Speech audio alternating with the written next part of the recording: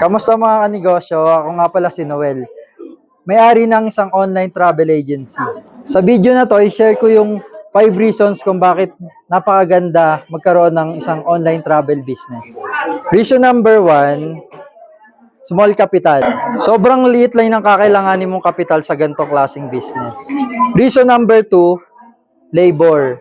Hindi mo kailangan mag-hire kasi kaya mo i-operate yung ganitong klaseng business na ikaw lang mag-isa. Reason number 3, no need for physical store. Hindi mo kailangan ng physical store kasi kaya mo i-operate kahit online lang.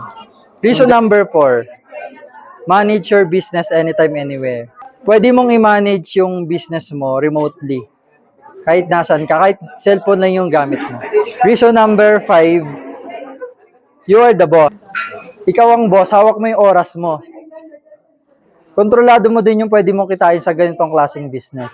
Kung gusto mo din magkaroon ng ganitong klaseng business, i-comment mo lang sa comment section how.